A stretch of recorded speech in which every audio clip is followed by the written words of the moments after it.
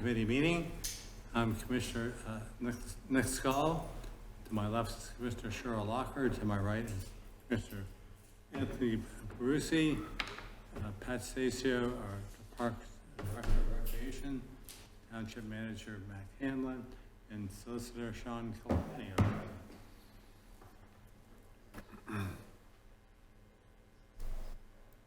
Are there any announcements? There are none. Approval of the minutes from July 24th. Good. Yep, good. Okay, we'll move that into the record. And now, our first monthly report, Parks and Recreation Department. Thank you, Commissioner. Before you have our July and August 2023 Parks and Recreation monthly report. It's broken down to administration, recreation, and maintenance. I'll just give you a couple of highlights and then be happy to respond to any questions you may have. During the summer months, worked extensively with the consultant about the adaptive barn reuse possibilities at Farmstead Park. That report was concluded in July and presented to the board. We also have a number of other projects happening at Farmstead Park, which required a lot of monitoring and communication, and worked extensively at North Willow Grove with the neighbors of that area to install a new playground and other benches and picnic tables and respond to their concerns. And I'll get into that a little bit more in a second. On the recreation side, our summer programs were completed in August. We had almost 300 youngsters in our supervised playground program, as well as scores of other kids in all of our other summer camps. Our camps ran very smoothly, but they were not without incidents. Some youngsters get a little out of control from time to time, but all in all, ran very well. Kate Kohler, the Assistant Parks and Recreation Director, spearheads all of those programs. We also ran some summer concerts this year, all of which were very well attended. I think we had 8 in total. The average attendance is between 250 and 300 people for each concert. And it's a really enjoyable Sunday night out at Masons Mill Park. So if you haven't visited, I invite you next year.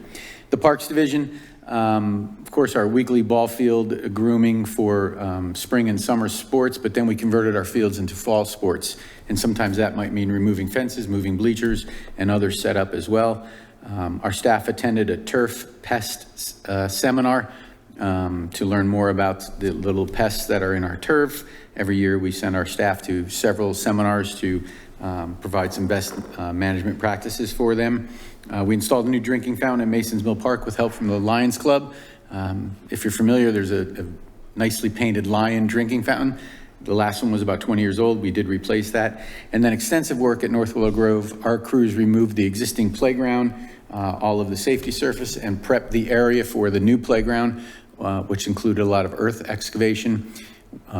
We then hire a contractor to come in and build the play equipment. We do that for several reasons. They can get in and out in 2 or 3 days. Plus it pushes any liability to them if the playground is built incorrectly, which it's not. We then come back, we put down a fabric, we add 6 inches of stone, we put a fabric above that, and then we add about 14 inches of safety surface, which will compact to about 10 to 12 inches, which meets the Consumer Product Safety Commission guidelines for fall height. We also, for the first time ever at North Willow Grove, installed a sidewalk around the playground, which we do every time we change out a playground. We had a sidewalk, which meets all of our Americans with Disabilities provisions for folks with mobility issues. We added some benches, painted some signs, repaved the parking lot, adjusted the basketball height because the parking lot now is a little bit higher, all of which was in partnership with the Public Works Department. And I'm really happy to report that the neighbors of that area have complimented us scores of times, not dozens of times, scores of times on the work that our crews and the contractors did. And just as exciting for me, and I think I shared in an email, is a lot of the neighbors brought refreshments to our staff when they were out there, thanked them, and got in communication, 2-way discussions, and all of the neighbors reported that the discussions were real nice and went very well, and our staff was well informed and very courteous. And that's what you find with the Orland Parks and Recreation staff and also with the Highway Department. So with that, I'd be happy to answer any questions you might have. I'm just interested in the farmstead stuff here. I understand that the shoring was completed on the Spring House this past weekend. So. Yeah, so thank you, Commissioner. Several projects. We have the environmental project, which is Think Green is doing, which is about a $670,000 project. That is probably 40% completed at this point. A lot of the earth moving is done. The planting, we're trying to trying to make this occur in the fall. However, we find difficulty finding trees and plants, so it'll probably continue until the spring. The cottage was removed over the spring house. The spring house foundation is there. It is secured now. We did meet with a fence contractor to add some fencing in addition to that. We also, this fence contractor is going to change the fencing configuration out at the barn. We're going to remove the 8-foot tall steel fencing, and we're going to add fencing closer to the barn or right up to the barn. It'll be a split rail with fence on it, which will meet the requirements from our insurance carrier.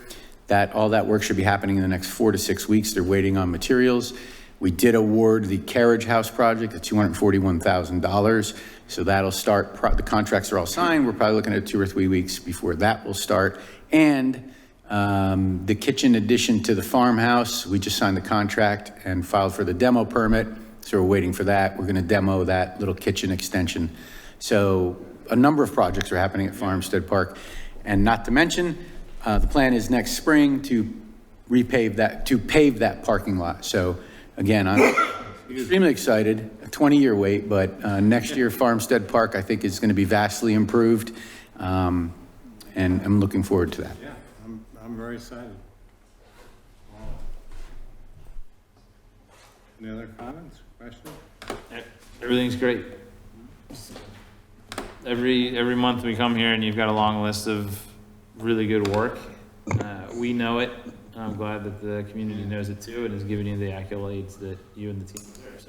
Thank you. We have a dedicated staff who really looks out for the residents of Moreland. I'll pass your comments along to them. Thank you. This is a good committee to be the chairman of. Certainly is.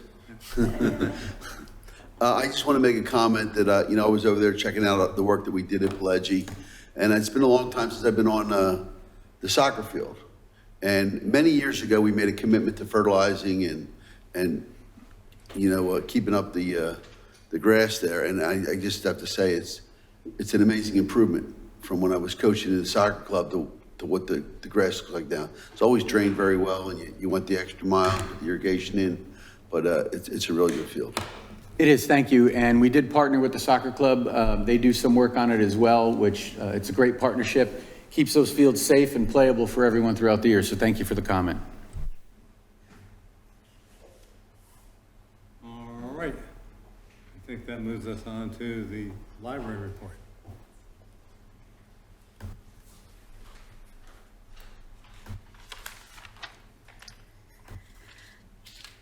Hello. Hello, commissioners. My name is Hello. Megan Friedman. Yeah, nice to see you. I live on the 100 block of Woodlawn Ave. I think that's Ward 1. And I joined the Library Board of Trustees in January of 2023. So I'm a little nervous. Just so you know. So you've already received the September library happenings in your packet. The upcoming October events happening at the library that I'd like to feature is the 2-sentence horror story contest. Participants of all ages will submit their scariest 2-sentence horror stories online between October 1st and the 22nd. The stories must be spooky, original, and exactly 2 sentences. There will be 1 adult and 1 juvenile winner that will be announced on October 31st, and they will each receive an Amazon gift card. Other October events will be a new book club titled Oh the Horror for our creepy tale lovers. That debuts this month. The book selected for the discussion is Theme Music by T. Marie Vandelli, and the meeting will be held on Tuesday, October 24th at 7 p.m. And that is at least 18 years old to register. There'll be a tech help drop-in hour Tuesday, October 10th at 2 p.m. when patrons are welcome to stop by with tech questions or to try out library devices, and there's no registration required for that. There is a senior social hour on Friday, October 13th at 2 p.m. for conversation, story sharing, and the occasional presentation about library programs and services. There is no registration required. And another exciting event is going to be the eclipse viewing on October 14th at 11 a.m. There'll be a short indoor presentation first where eclipse glasses will be distributed, and then everyone will go outside to view the eclipse, weather permitting. And the library has scheduled 3 community input focus groups for the public to discuss our programming, resources, communications, and the future. All 3 sessions have registered the maximum participants already, and the information gathered will be reviewed along with the results of the community input digital survey for our strategic plan. The Friends of the Library 11th Annual Jewelry Sale Fundraiser will be held on Saturday, October 7th from 10 a.m. to 3 p.m. There are promotional pre-sale items such as rings, earrings, necklaces, and bracelets available for $6 each on display in the library's lobby now through October 7th. And all funds benefit the library's special programs, technology, and furnishings. This annual state aid library subsidy application for our 2023-2024 funds has been submitted to the Office of Commonwealth Libraries. Any questions?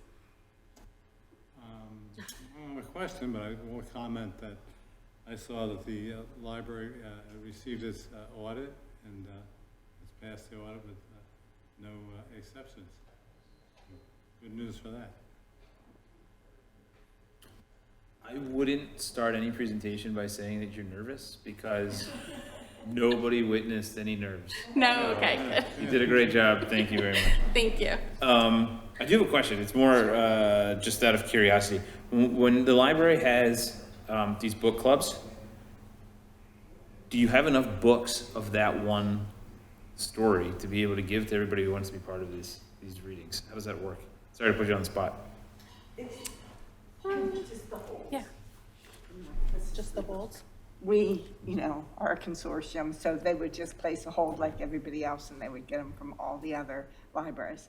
But the choice of what book is selected is based on how many copies are in the system. Okay. So we assure Great. that. All right. Cool. Thanks.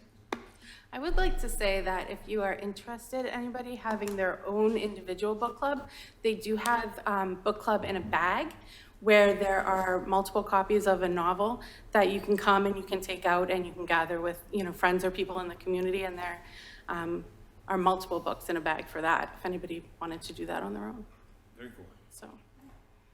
Thanks. No? And I might add that the library board of trustees is continuing to look for new members, and if anyone has any interest, you should contact the library. Yes, definitely. Anything else? All All right, well, right. Thank you for your Thank you. continued support, commissioners. Yeah.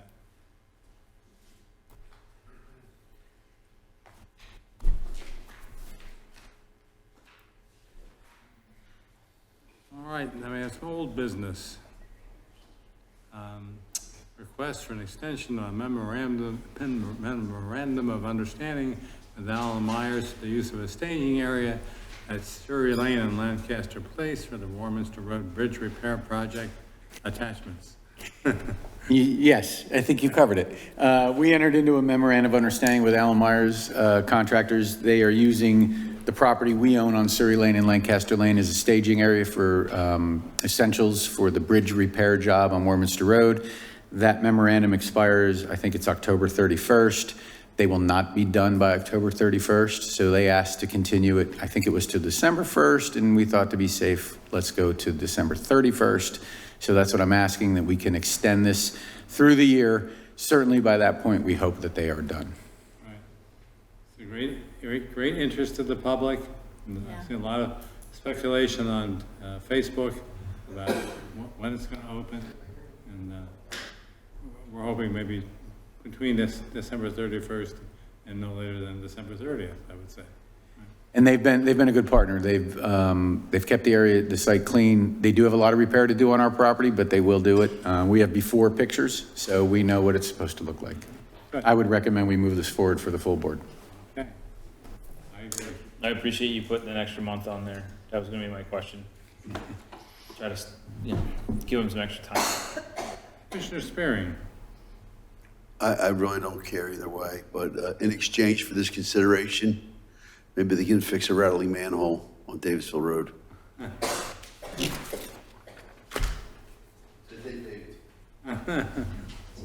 What's the time period from them to put the property back? Do they come back in the spring to do it? Yeah, they're going to have to come back in the spring and do it. They're going to have to put something down. If they remove all their equipment in January, they'll have to put something down to contain the erosion. So the control measures would stay in place, but they would come back in the spring and they'll get guidance from myself as to what needs to go down there. Right, yeah, I remember there was a erosion sediment control plan as part of the. Yeah, they have an E&S plan as part of it, yep. Right. Are there any visitor comments? Are there any commissioner comments? Another topic. Oh, I'm sorry, oh, yeah. And darn, I was cued to bring that up too. It's a request from the Farmstead Alliance for bonfire at Farmstead Park. And I can just say, we've done this many times before, and this is for an event, it's co-sponsored by our Upper Moreland Commission, our Historical Commission. Historical Commission. Right. Yeah, and it's on October 28th. This is an annual request. Already spoken to the fire marshal, and they're aware of it, and they'll make sure all of the regulations followed. I have no issue with what they've been doing in the past, and I would recommend we approve this. Okay. It's a great event. It was very well attended last year. Very family friendly. Lots of free refreshments. There's some really interesting entertainment that we're having this year as well. Bringing in a medium again to assess the property for spirits and ghosts and historical activity. So pretty cool stuff. So yeah, I'm all for it. All right. Any comments of any sort? Sure, why not? Really quick comment directed to Pat. I just wanted to say thank you to you and your crew for what they did to the park. Some of the kids think they're actually superheroes and built the park with their own hands, so we're letting them think that. So they're very excited. We were going to have like an opening this past Sunday that got rained out, so we're hoping to do it this Sunday. I'll send an email out. So, but thank you to you and your crew. Thank you, Joe, and the neighbors. I mean, the partnership we have is outstanding, and it was really the neighbors who came up with what they wanted there and all that. So it worked out very well. We're really happy. The kids had a lot of input into it. It looks They- really nice, and their buy-in. Hopefully, it looks really nice. Thank They you. were energetic at the meeting we had too. So thank you. Appreciate the comment. It's great work like that gets Joe on the Parks and Recreation Committee. Really? It's great. Excellent. I have two quick comments, if I may. Sure. So the first one, going right off the historical groups we have in the township, tomorrow at 7:30 in this room, the Historical Association is holding a presentation at 7:30 called Before William Penn, the Swedes along the Delaware. So their presentations are always very informative and entertaining, so I recommend coming. And then the last one is just today's Yom Kippur, so for anybody who is partaking in the fast, may you and your families be sealed in the book of life and have a great holiday. Very nice sentiment. With that, we're adjourned.